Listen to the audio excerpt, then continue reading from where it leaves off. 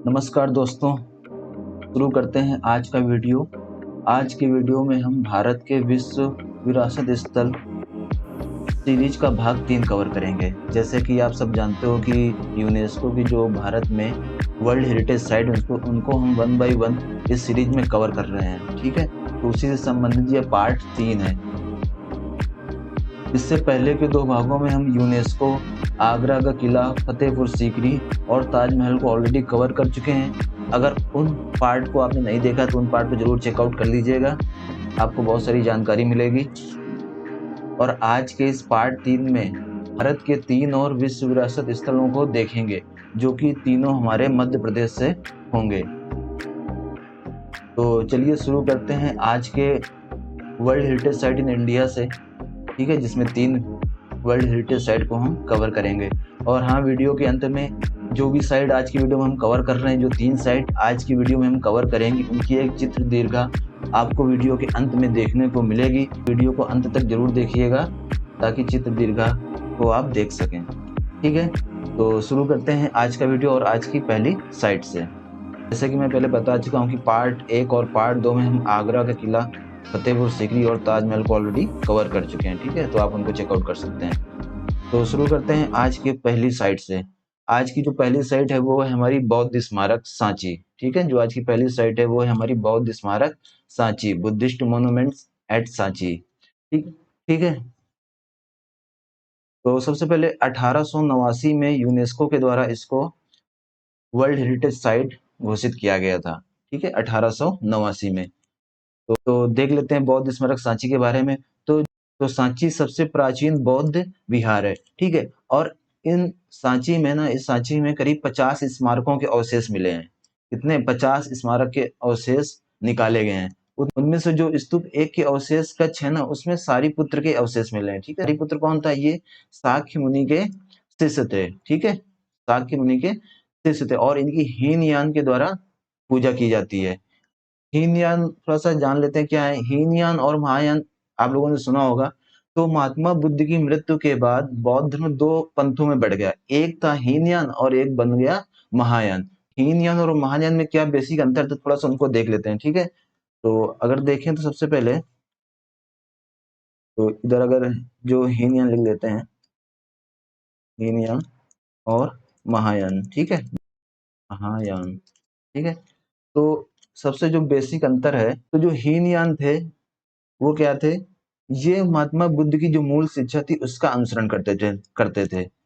जो हीनयान थे वो महात्मा बुद्ध की मूल शिक्षा का अनुसरण करते थे। जबकि जो महायान थे वो मंत्रों में विश्वास करते थे, ठीक है? मंत्रों में विश्वास करते थे। दूसरा, हीनयान और महायान में अंतर यह था कि जो हीनयान था वो आत्म अनुशासन व ध्यान के माध्यम से व्यक्तिगत मुक्ति पर जोर देता था, ठीक है? जो हीनयान था वह आत्म अनुशासन व ध्यान के माध्यम से व्यक्तिगत मुक्ति पर जोर देता था, ठीक है? व्यक्तिगत मुक्ति पर जोर देता था। और जबकि महायान था वह सभी प्राणियों के लिए दुख से सार्वभौमिक मुक्ति पर आधारित था। यह सार्वभौमिक मुक्ति पर जोर देता था, ठीक है? सार्वभौमिक। और हीनयान संप्रदाय को स्मॉल व्हीकल, ठीक है, स्मॉल व्हीकल भी कहा जाता था, ठीक है? और जो महायान था उसको हम लोग बोलते थे ग्रेट व्हीकल, ठीक है, ग्रेट व्हीकल। तो महायान था उसको, जो महायान संप्रदाय था उसको महान वाहन भी बोलते थे, और जो हीनयान था उसको स्मॉल व्हीकल या कम वाहन या मामूली वाहन भी संप्रदाय को बोला जाता था, ठीक है? उसके बाद हीनयान का अनुसरण करने वाले इंडो चीन और श्रीलंका में लोग पाए जाते हैं, और महायान संप्रदाय को मानने वाले लोग आप चीन, कोरिया, जापान और तिब्बत में पाए जाते हैं, ठीक है? इसके बाद जो हीनयान के प्रारंभिक ग्रंथ थे वो पाली भाषा में थे। ये इंपॉर्टेंट थोड़ा ध्यान रखिएगा, जो हीनयान के प्रारंभिक ग्रंथ लिखे गए वो पाली भाषा में लिखे गए, जबकि महायान के जो प्रारंभिक ग्रंथ थे वो संस्कृत भाषा में लिखे गए थे, ठीक है? तो ये छोटा सा डिफरेंस है हीनयान और महायान पंथों में, ठीक है? तो आगे चलते हैं बौद्ध स्मारक में। सांची में ही ना सांची में सारीपुत्र और मौदगल्यायन जो कि बुद्ध के प्रमुख शिष्य थे, इन दोनों के भी अवशेष प्राप्त होते हैं, ठीक है? और इनकी थेरावादियों के द्वारा पूजा की जाती थी। तो सांची में और भी हमको अवशेष मिलते हैं जो कि सारीपुत्र और मौदगल्यायन के थे, जो कि बुद्ध के प्रमुख शिष्य थे, और इनके और इनकी जो पूजा है वो थेरावादियों के द्वारा की जाती थी। ठीक है, इसके बाद देखते हैं जो सांची था वो बौद्ध विहार कब तक बन रहा। जो सांची था उसका बौद्ध विहार के रूप में कब तक इस्तेमाल हुआ, तो इसका इस्तेमाल हुआ था 3री सदी ईसा पूर्व से लेके प्रथम शताब्दी तक। ठीक है, 3 ईसा पूर्व से लेके 1 ईस्वी तक। ठीक है, तो जो सांची था वो बौद्धों का बौद्ध विहार बना रहा 3 ईस्वी से ईसा पूर्व से लेकर 1 ईस्वी तक। ठीक है, इसकी खोज 1818 में हुई थी। किसने की थी? जनरल टेलर ने की थी। तो बौद्ध स्मारक सांची खोज किसने की? 1818 में जनरल टेलर ने की थी। यह भोपाल से 45 किलोमीटर की दूरी पे है। ठीक है, तो समझ में आ गया होगा, और ये हमारे बौद्ध स्मारक का एक चित्र है। ठीक है, तो समझ में आ गया होगा बौद्ध स्मारक। आगे देखते हैं, कुछ और पॉइंट देख लेते हैं बौद्ध स्मारक के बारे में।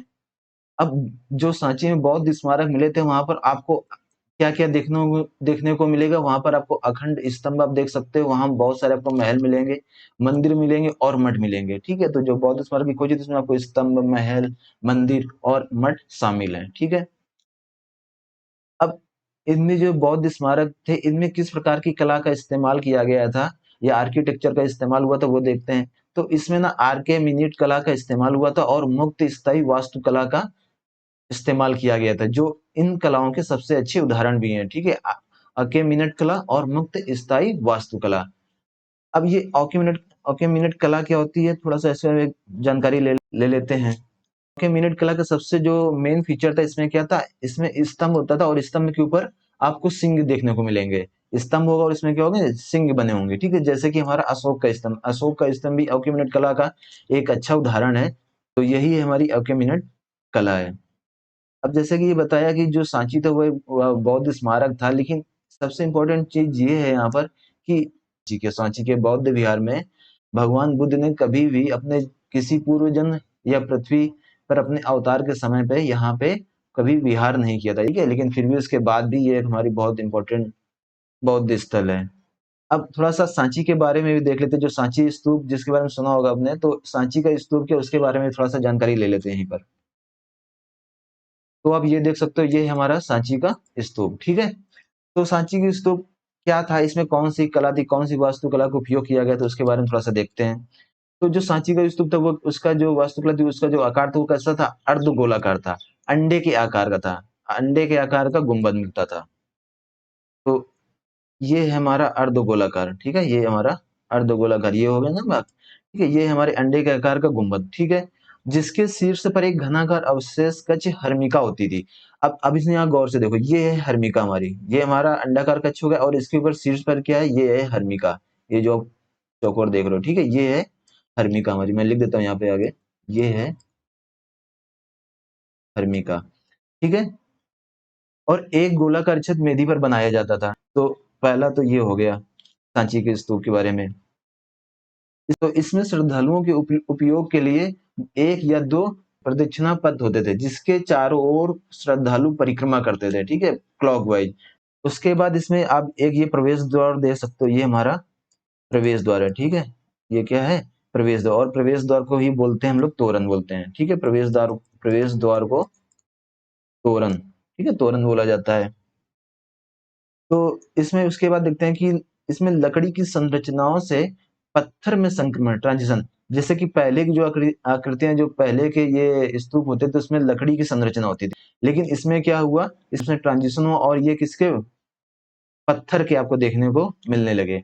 अब ये जो प्रदक्षिणा पथ था ये पत्थर से बनने लगे। ठीक है, और इसमें क्या होता था, एक रेलिंग होती थी जिसको वेदिका बोलते थे। ठीक है, अब ये देख सकते हो, ये हमारी क्या है, रेलिंग। ठीक है, इसको क्या बोलते हैं, रेलिंग को वेदिका। ठीक है, तो ये है हमारा सांची का स्तूप। तो ध्यान रखिएगा जिसमें से की पॉइंट है, जो की वर्ड है उनको ध्यान रखिएगा। ये प्रवेश द्वार है, प्रवेश द्वार को तोरण बोलते हैं। हर्मिका, ये हमारी हर्मिका होती है यहाँ पर ऊपर अर्धगोलाकार के ऊपर। ठीक है, ये रेलिंग, रेलिंग को हम लोग वेदिका बोलते हैं। ठीक है, और श्रद्धालुओं की परिक्रमा के लिए एक या दो प्रदक्षिणा पथ होते थे, बने होते थे। ठीक है, तो ये है हमारा सांची का स्तूप। आई होप समझ में आ गया होगा, आइडिया मिल गया होगा। अब चलते हैं आगे अगली साइड में। तो दूसरी हमारी वर्ल्ड हेरिटेज साइट है भीमबेटका के रॉक शेल्टर या शैल आश्रय, रॉक शेल्टर ऑफ भीमबेटका। ठीक है, तो ये भी हमारी मध्य प्रदेश में ही है, रायसेन जिले में है। ठीक है, तो इसको 2003 में यूनेस्को के द्वारा वर्ल्ड हेरिटेज साइट में इंक्लूड किया गया था। तो ये मध्य प्रदेश के रायसेन जिले में भीमबेटका रॉक आश्रम पर पाए गए प्रगत ऐतिहासिक चित्र हैं। जो हमारे चित्र में आप देख सकते हैं, ये क्या है? प्रगत ऐतिहासिक चित्र। प्रगत ऐतिहासिक चित्र क्या होते हैं या प्रगत ऐतिहासिक काल क्या होता है, थोड़ा सा देख लेते हैं उसके बारे में भी। तो प्रगत ऐतिहासिक वह काल था जिस समय ना तो कोई पुस्तक होती थी, ना कोई पुस्तक होती थी, ना कोई लिखित दस्तावेज उपलब्ध थे, और ना ही कोई लिखित भाषा थी। ना कोई लिखित भाषा थी। ठीक है, तो इस काल को प्रगत ऐतिहासिक काल कहा जाता है, जिस समय ना तो लोगों की अपनी लिखी जाने वाली भाषा थी, ना कोई दस्तावेज लिखित में दस्तावेज उपलब्ध हैं। ठीक है, तो इस समय के काल को प्रगत ऐतिहासिक काल कहा जाता था। तो जैसे कि बताया कि ये प्रगत ऐतिहासिक चित्र, यानी कि उस समय ना तो इनकी कोई लिखने वाली भाषा थी, ना तो कोई किताबें होती थी। तो ये सब जो तो उस समय के जो लोग थे वे अपने विचारों को कैसे प्रस्तुत करते थे? चित्रों के माध्यम से। ठीक है, जो भी वो अपने आसपास देखते थे, जो भी महसूस करते थे, उन सबको कैसे एक्सप्रेस करते थे? चित्रों के माध्यम से। वो दीवारों पे, गुफाओं की पत्थरों पर, ठीक है ना, चित्रों को उकेरते थे। इसके बाद देखते हैं भीमबेटका के शैल आश्रय मध्य भारतीय तट सेंट्रल इंडियन प्लेट्यू के दक्षिणी तट पर विंध्य पर्वत के तलहटी में स्थित है। जो भीमबेटका के शैल आश्रय वो कहाँ मिलते हैं? विंध्य पर्वत श्रृंखला है जो, उसके तलहट में मिलेंगे आपको देखने के लिए। ठीक है, सेंट्रल इंडियन प्लेट्यू में। इनकी खोज किसने की थी? इनकी खोज की थी वी.एस. वाकनकर ने। कब की थी? 1957 में। ठीक है, तो 1957 में भीमबेटका के रॉक शेल्टर्स की खोज किसने की थी? वी.एस. वाकनकर ने। तो ये जो चित्र बने हुए हैं वो तो सबसे पहली बात की बलुआ पत्थर की चट्टानों पर बने हुए हैं। ठीक है, बलुआ पत्थरों की चट्टानों पर बने हुए हैं, और इनमें जो चित्र बने हुए वो किस काल के हैं देखने को मिलेंगे? वो पाषाण काल से लेकर ऐतिहासिक काल तक के चित्रकारों को चित्रित करते हैं। तो जो भीमबेटका के रॉक शेल्टर हैं ये मध्य पाषाण काल से लेकर ऐतिहासिक काल तक के चित्रकारों को चित्रित करते हैं। ठीक है, तो ध्यान रखिएगा ये मध्य पाषाण काल से लेकर ऐतिहासिक काल तक। ठीक है, तो जैसे कि ऊपर बताया कि ये प्रगत ऐतिहासिक काल के चित्र हैं जब लोगों के पास ना तो अपनी कोई भाषा थी, ना कोई लिखित दस्तावेज जो थे, ना वो लिखना जानते थे। तो वो जो लोग थे, भीमबेटका के लोग थे, उस समय अपने विचारों को या अपने आसपास के वातावरण को या अपने आसपास के परिदृश्य को कैसे एक्सप्रेस करते थे, व्यक्त करते थे? चित्रों के माध्यम से। ठीक है, तो जो भीमबेटका के रॉक शेल्टर्स थे, इनके बारे में बोला जाता है कि ये भीमबेटका के लोगों और वहां के परिदृश्य के बीच एक संबंध को दर्शाते हैं। ठीक है, तो जो भी भीमबेटका के लोग थे उसमें वो जो भी काम करते थे, ठीक है, जैसे शिकार करना, जो भी काम करते थे, उन अपने कार्यों को चित्रों के माध्यम से व्यक्त करते थे। अब भीमबेटका के जो लोग थे उनका प्रमुख जो पेशा था वो था आखेटक, शिकार करना और खाद्य संग्रह करना। ठीक है, शिकार करना और खाद्य का संग्रह करना। इसलिए भीमबेटका आखेटक और खाद्य संग्रह अर्थव्यवस्था से निकट संबंध को दिखाता है। ठीक है, तो ये समझ में आ गया होगा कि जो भीमबेटका के लोग थे वो, उनका मुख्य व्यवसाय आखेटक शिकार करना था। ठीक है, और ये खाद्य संग्रह भी करते थे। सन 1983 में शैल चित्रों पर पहला वैज्ञानिक लेख, ठीक है, पहला वैज्ञानिक लेख जे कॉकबर्न द्वारा प्रकाशित किया गया था। ठीक है, तो थोड़ा सा ये नाम ध्यान रखिएगा, जे कॉकबर्न, जिन्होंने पहला वैज्ञानिक लेख 1883 में शैल चित्रों पर प्रकाशित किया था। ये हमारे भीमबेटका के रॉक शेल्टर आप देख सकते हैं, इसमें आपको कई तरह के जानवर देखने को मिलेंगे। तो अब जैसे हमने देखा कि आप यहाँ पे चित्र, कई तरह के चित्र देख सकते हैं, तो इन चित्रों में, भीमबेटका के चित्रों में आपको किसका कौन कौन से जानवर देखने को मिलेंगे? एक तो जंगली बैल मिलेगा, चीतल देखने को मिलेगा, हिरन मिलेगा, बंदर, जंगली सुअर, हिरन, हाथी। ठीक है, ये सारे जानवर आपको यहाँ इन चित्रों में, रॉक शेल्टर्स में आपको देखने को मिलेगा। इन जानवरों का नाम याद रखिएगा, कभी कभी क्वेश्चन में पूछता है कि इनमें से कौन सा जानवर भीमबेटका के रॉक शेल्टर में देखने को मिलता है। इसके अलावा मनुष्यों को भी देख सकते हैं जो धनुष और तीर के साथ दिखेंगे और टोपी के साथ चित्रित किए गए हैं। ठीक है, जैसे हमने पिछली स्लाइड में देखा था कि जो मनुष्य थे, वहाँ के जो उस टाइम के लोग थे उस समय की, उनका मुख्य व्यवसाय था आखेटक, शिकार करना। तो वो शिकार कैसे करते थे? धनुष और तीर के माध्यम से वो शिकार करते थे। ठीक है, इसके बाद जो भीमबेटका के लोग थे, इन्होंने जो चित्र उकेरे थे गुफाओं की दीवारों पर, उनमें कौन कौन से रंगों का इस्तेमाल हुआ था? तो इनमें उन्होंने जो चित्र बनाए थे उसमें सफेद रंग का इस्तेमाल, पीला रंग, नारंगी, लाल, गेरुआ, बैंगनी, भूरा, हरा और काले रंग का उपयोग किया गया था। लेकिन अगर आप इन सारे चित्रों को देखोगे ना, तो जो सबसे ज्यादा अधिक रंग जो बार बार आपको रंग देखने को मिलेगा वह है हमारा सफेद और लाल।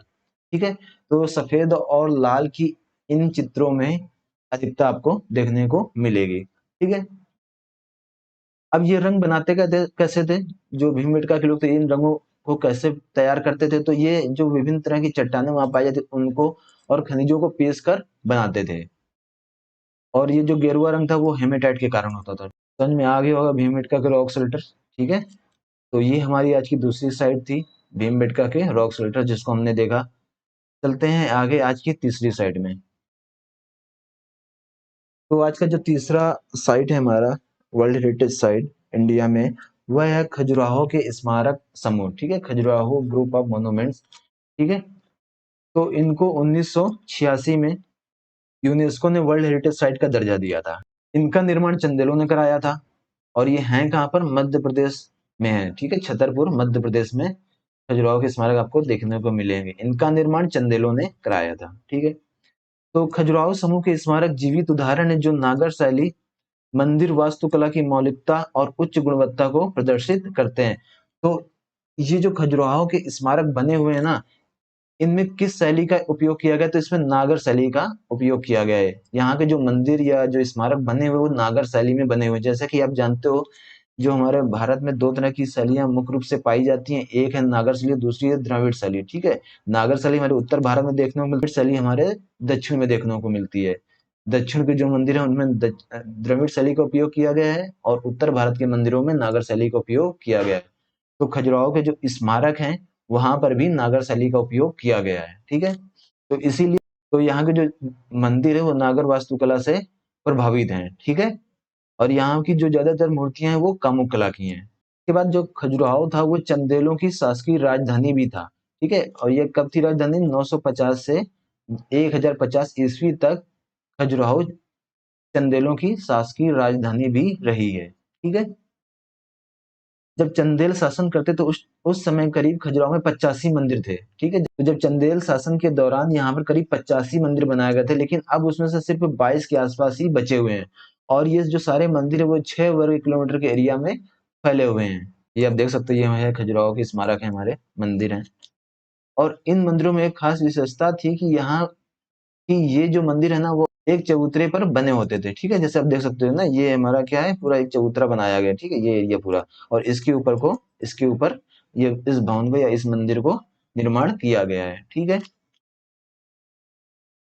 खजुराहो के स्मारक में आपको दो तरह के प्रमुख धर्म देखने को मिलेंगे, एक है जैन धर्म और एक है हिंदू धर्म। तो यहाँ के जो मंदिर है या यहाँ के जो स्मारक है उनमें हिंदू धर्म और जैन धर्म की प्रधानता है। ठीक है, तो ये ध्यान रखें कि ये जो मंदिर है या जो स्मारक है वो हिंदू और जैन धर्म से संबंधित है।